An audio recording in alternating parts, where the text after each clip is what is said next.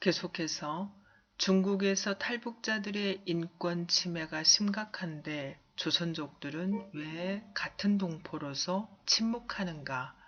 이런 내용으로 말씀드려보겠습니다. 조선족 분들은 한국에 오기 전에 인권이라는 단어를 들어본 적이 있습니까? 저는 없습니다. 아마 많은 탈북자분들도 마찬가지일 겁니다. 개인의 이익보다는 집단의 이익이 강조되는 전체주의 국가에서는 개인의 목숨이 집단의 이익보다 중요하지 않습니다. 따라서 중국이나 북한과 같은 사회주의 국가에서는 당연히 개인의 천부적 권리라고 하는 인권이 잘 보장되지 않죠.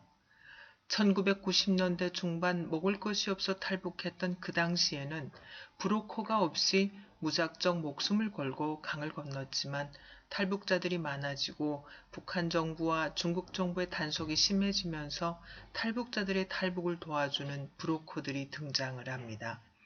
탈북자들, 특히 탈북 여성들은 북한을 탈출하기로 결정하는 순간부터 자기가 중국에서 인신매매를 당한다는 것을 알게 되는 경우가 많습니다. 또한 강을 건너서 정착하게 되면 자기도 브로커와 손잡고 고향에 있는 언니, 동생, 친구들을 중국으로 불러냅니다. 자기의 인권이 유린당하고 또 자기와 같은 처지에 있는 여성들의 인권이 유린당할 수도 있는 그런 상황에서 북한에 있기보다는 그래도 중국에 나오는 것이 낫다는 생각으로 인신매매의 길을 선택하게 되는 겁니다. 저는 가끔 브로커가 인신매매를 하는 나쁜 인간들인가, 아니면 북한에서 고통받는 주민들을 탈출시키는 의로운 사람인가 하는 혼돈에 빠지기도 합니다. 그 평가는 역사에 맡기기로 하겠습니다. 그렇게 탈북에 성공한 북한 주민들은 중국에서 브로커한테 전적으로 의지하게 되는데 가끔은 그 브로커들한테 가혹한 학대를 당하기도 합니다.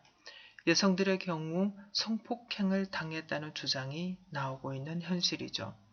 중국에서 그 누구로부터 보호를 받을 수 없는 인권의 사각지대에 놓인 탈북자들의 처지에 대해서 같은 동포로서 중국 정부에 대해 한마디 말도 하지 않고 있는 조선족들이 탈북자들 입장에서는 야속할 수도 있겠구나 하는 생각이 듭니다. 아래 저는 조선족의 한 사람으로서 조선족들을 위한 변명을 해보겠습니다. 중국과 북한은 같은 사회주의 진영에서 손잡고 미국을 필두로 하는 자유진영과 싸우고 있는 혈맹 관계입니다. 따라서 중국 입장에서는 북한이 가장 싫어하는 탈북자 문제를 인권보호 차원으로 풀어갈 의지가 없다는 것입니다. 중국 정부 자체도 자국민들의 인권에 무관심한 상태이고 중국의 인권 문제도 국제사회의 비난의 대상이 되는 반해 탈북자들의 인권에 대해서는 더 말할 것이 없습니다.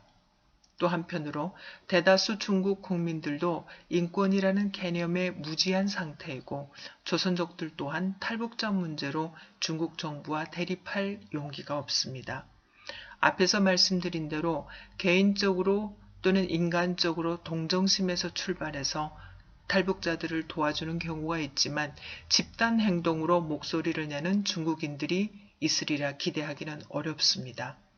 조선족들의 입장에서 보자면 역사적으로 중국 조선족은 중국 속의 하나의 소수민족으로 국경 밖에 모국을 둔 민족으로서 중국 정부가 굉장히 신경을 많이 쓰는 소수민족입니다. 중국의 반우파 투쟁 문화대혁명 시기에도 조선족의 많은 엘리트들이 북한 특무 또는 북한 간첩으로 몰려서 탄압을 받고 목숨을 잃었습니다.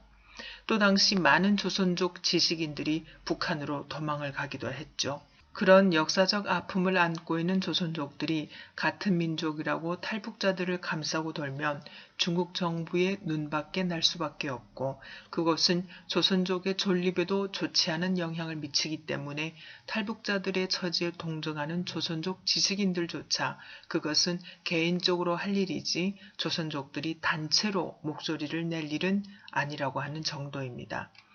한마디로 중국 정부가 북한 주민을 도와주거나 숨겨주는 행위를 위법이라고 정한 이상 정부와 등지면서까지 조선족들이 집단적으로 탈북자들을 돕는 그런 행동을 하기가 현실적으로 쉽지 않다는 것입니다. 물론 어떻게 변명을 해도 구차하기는 마찬가지입니다. 한 명의 조선족으로서 저도 많은 조선족들도 좀 더 용기를 가지고 역사 앞에 진실되게 바로 설 수 있는 그날이 오기를 간절히 바랄 뿐입니다. 탈북자 여러분들의 이해를 바랍니다. 저는 개인적으로 탈북자 여러분들을 많이 도와드리지 못해서 미안한 마음을 가지고 있습니다. 앞에서 말씀드렸지만 조선족들도 1990년대까지만 해도 물질적으로든 정신적으로든 여유롭지 못했습니다. 중국이 개혁개방을 한 지 10년이 좀 넘은 시점이었고 물질적으로 풍요롭고 싶다는 욕망이 가장 팽배하던 시절이라 어려운 이웃을 돕는 일에 선뜻 나서기가 쉽지 않은 그런 측면도 있었습니다. 또 조선족들이 한국에 와서 같은 동포이기 때문에 도와달라고 한국 정부에 또는 한국 국민들에 당당하게 호소하는 것에 비해서 조선족들은 같은 동포이지만 중국에 있는 탈북자들을 도와야 한다는 목소리를 중국 내에서 거의 내지 못했던 것이 사실입니다. 중국의 체제가 그러하니 또 중국의 법이 그러하니라고 변명을 하기가 구차합니다만 이런 점들을 탈북자 여러분께서 이해를 해주신다면 조선족들에 대한 원망, 아쉬움, 그런 마음이 조금 줄어들지 않을까 생각합니다. 조선족들에게 바랍니다. 조선족들의 조상은 조선 반도를 등지고 중국에 뿌리를 내렸습니다. 살 길 찾아 조국을 등졌다는 의미에서 조선족들의 조상이나 지금의 탈북자들은 그 처지가 비슷합니다. 그러나 우리 조상님들은 중국에서 정착의 어려움은 있었을 망정 조국에서 잡아가고 잡혀가면 구금하고 심지어 사형과 같은 가혹한 처벌을 당하지는 않았습니다.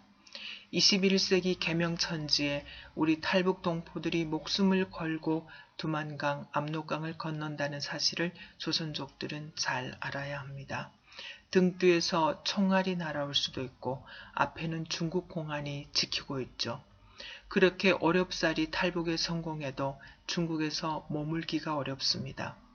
도움을 받을 곳이 마땅치 않고 중국 호족이 없기 때문에 언제든지 중국 공안에 체포돼서 북송될 위험에 놓여 있습니다. 그래서 많은 탈북자들은 중국에 건너오는 그 순간부터 중국을 벗어나 제3국으로 이동해서 한국에 입국할 계획을 세우죠. 저는 가끔 90년대 그리고 2000년대 초반 한국에 정착할 때의 조선족들의 처지와 중국에 건너온 탈북자들의 처지를 비교하곤 하는데요. 조선족 불법 체류자들은 검거하고 중국으로 추방하는 과정에서 목숨의 위험을 느끼지 않을 뿐 아니라 중국에 돌아가서도 아무런 법적 제재를 받지 않습니다. 그런 점으로만 놓고 봐도 한국에서의 조선족 동포와 중국에서의 탈북 동포들의 처지는 천지차이입니다. 같은 동포라고 한국에 와서 권리와 대접을 바라는 조선족일수록 탈북자들에 대해 좀 더 깊은 애정을 가지고 바라봐야 하는 이유이기도 합니다. 조선족들이 남북 통일 과정에서 교량 역할을 할 수 있다고 생각하는 사람들이 많습니다.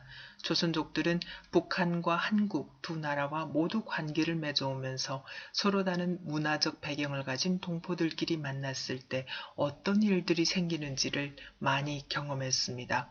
그 과정에서 물론 좋은 경험도 있고 갈등도 많았죠.